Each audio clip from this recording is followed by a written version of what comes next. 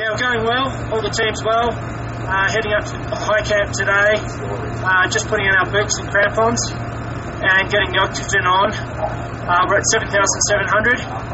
Unfortunately, we had a dump of about 40 centimetres of snow last night, so it's going to make it a little bit trickier on the track, but it's no view, unfortunately, at the moment, total whiteout.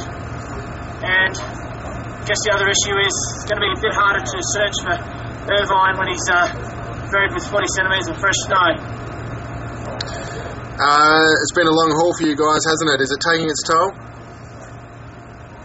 Yeah, it's been. We've been feeling pretty tired down in Advanced Base Camp, ready to get going, and but now we're actually on the move.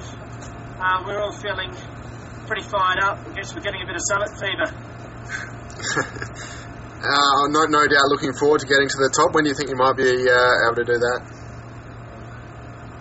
Well, we're hoping tomorrow, probably about 8 a.m, 9 a.m. Local time, which is about 1 or 2 o'clock South Australian time. So, see how we go with that.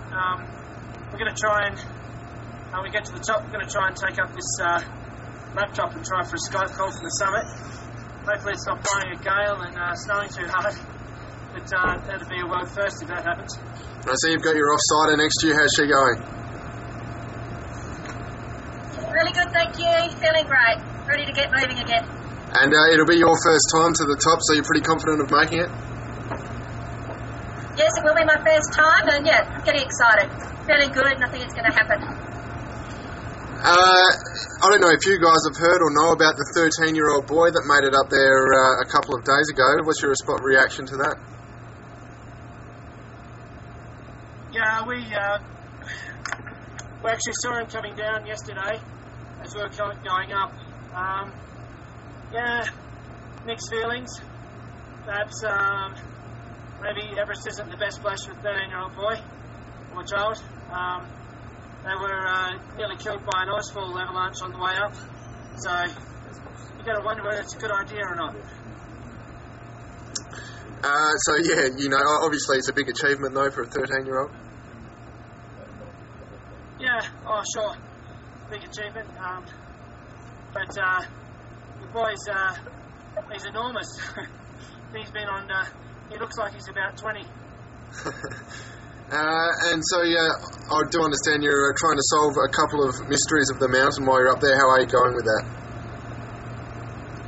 Okay, we think we've narrowed the search point down to an area of about 50 to 100 metres wide, and that's where we want to pinpoint our search. But unfortunately, we've had 40 centimetres of snow so far today, and it's still snowing, so that will definitely hamper the search.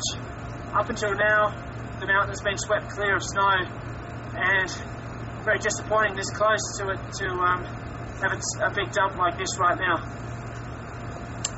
Is there still a chance, or do you think it's sort of made it impossible?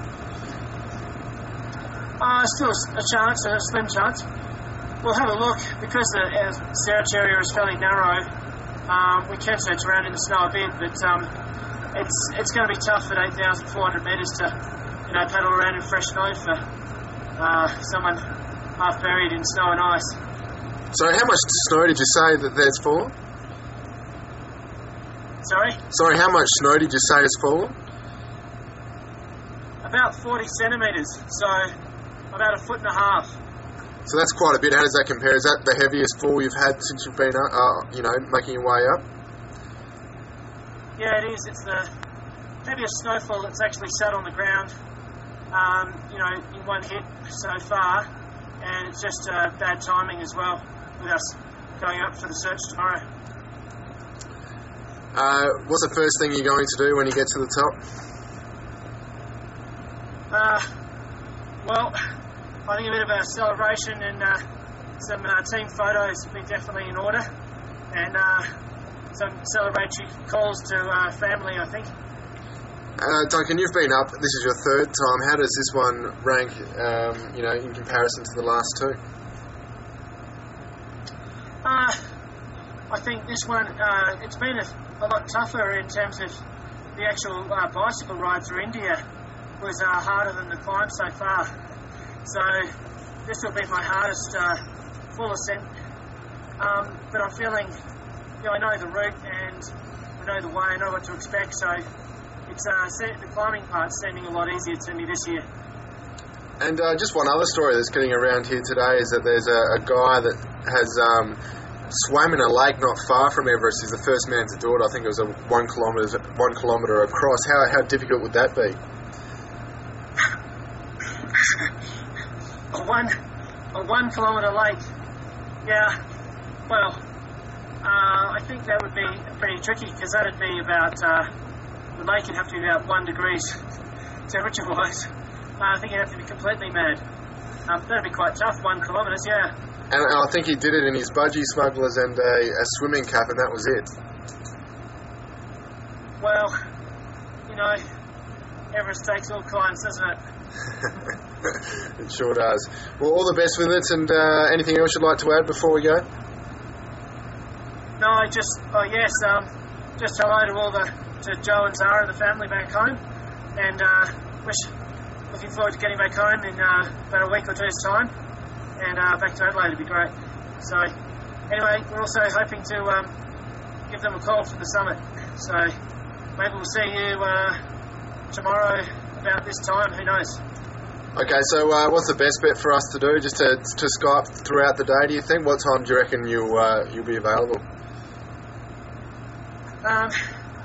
Probably any time from like an hour and a half before this. Okay. To maybe an hour and another hour or so. Okay, just if someone could keep an eye out for it, it'd be great because probably won't have long.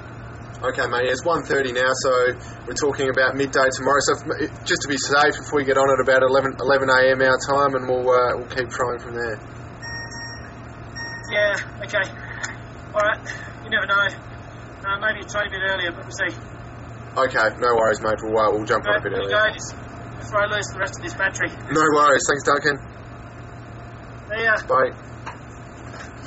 Bye.